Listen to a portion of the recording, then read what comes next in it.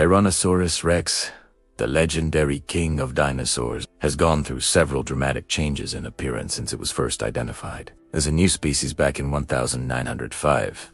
You're probably familiar with the outdated reconstructions of this animal and the story of how it was discovered to be a more active, horizontally positioned creature, leading to our current, relatively accurate understanding of this dinosaur. You may also know about the video game Saurian, a project that aims to recreate the ancient Hell Creek Formation of North America, giving players an authentic representation of what this place would have looked like 66 million years ago. In the game, you take on the role of a dinosaur that must survive from a hatchling to an adult, hunting, finding water and avoiding predators in order to stay alive. Well, recently the team behind Saurian revealed their massive year-long project in a blog post.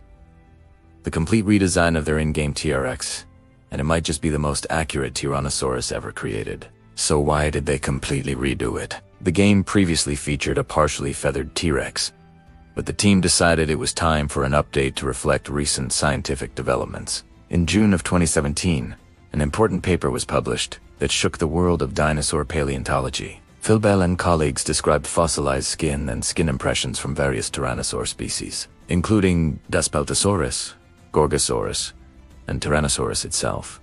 And what did they discover? No evidence of feathering whatsoever, just a reptilian, scaly skin texture. Now, I'll admit I was personally a big fan of the feathered T-Rex that so many of us had grown used to seeing. And like many people, I was initially doubtful about this study. A common argument was that the skin impressions found on T-Rex came from areas already known to be feather-free, such as the tail, and that the paper didn't really change our overall picture of the animal. As the Saurian developers themselves acknowledge, this is why their previous design already had scales in areas like the tail and underbelly. Taphonomy was also brought up as a possible explanation. Perhaps these animals did have feathers in life, but for some reason those feathers simply weren't preserved the way scales were. However, the Saurian team make a strong case for why this explanation is unlikely. Scale traces in Tyrannosaurus itself were found not only on the tail, but also on the neck and pelvic regions, and closely related species, like Albertosaurus and Turbosaurus, preserve scales on the chest as well. This is a very wide distribution across most of the body, and it strongly suggests that this type of skin covering was present across the entire animal. As the Saurian blog states, the simplest and most logical conclusion is that Tyrannosaurus rex, and probably other Tyrannosaurus too, were entirely covered in small scales, resembling those found on the feet of modern birds. There's another compelling reason to embrace the scaly Tyrannosaur, which the blog post also addresses. Not only do we have direct fossil evidence of what kind of skin covering these animals had, but it also makes biological sense for them to lack feathers when you consider the mechanics involved. Research by paleontologist Scott Hartman, who also served as a consultant on the TRX redesign, suggests that animals tend to stop benefiting from insulating body coverings once they reach a body mass of between 1 and 3 metric tons, depending on their environment. If an animal isn't gaining any advantage from such structures, evolutionary pressure will eventually cause them to disappear. We can observe this in modern animals too, particularly large-bodied mammals like elephants, which have lost most of their hair. A fully grown Tyrannosaurus would therefore have been under pressure to shed any ancestral feathering it may have inherited. And as the Saurian blog also points out, feather loss has already happened multiple times across different dinosaur groups, despite feathers likely being an ancestral trait of the entire clade. Sauropods, other theropods, ceratopsians, ornithopodus, and thyreophorans all lacked feathers. So losing them in tyrannosaurs doesn't seem unlikely at all.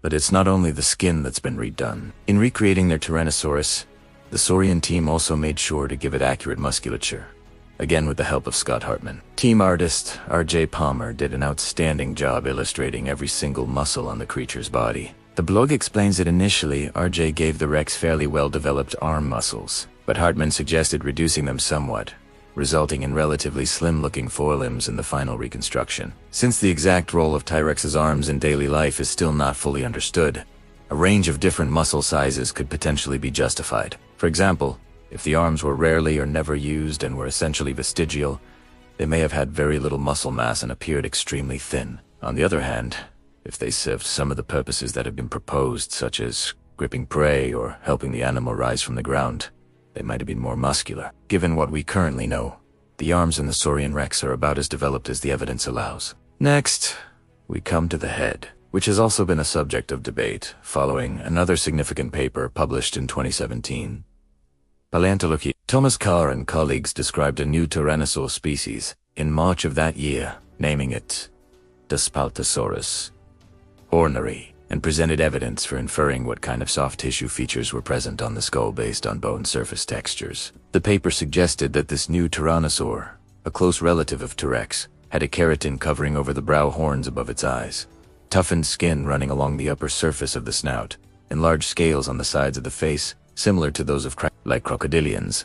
The author suggested these larger scales functioned as sensory structures. However, the issue is that crocodilians don't actually have large flat scales on their faces.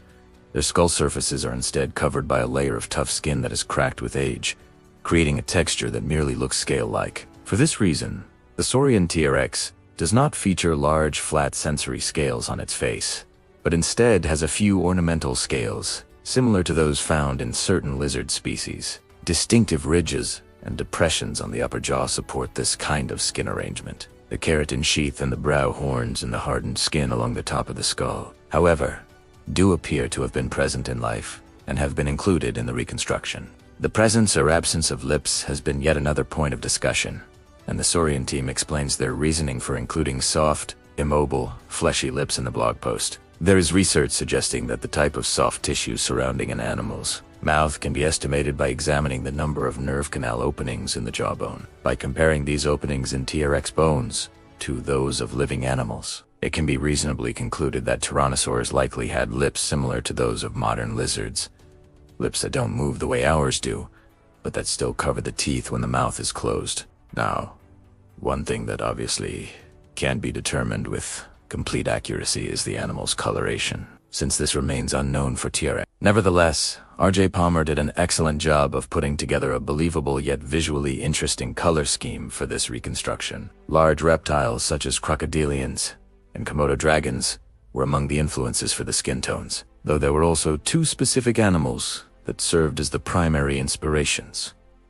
And apparently nobody has guessed what they are yet. Something also worth noting is a study published in June of 2018, which found that many dinosaur groups, including tyrannosaurs, were likely incapable of moving their tongues very much, comparing them to the relatively immobile tongues of crocodilians.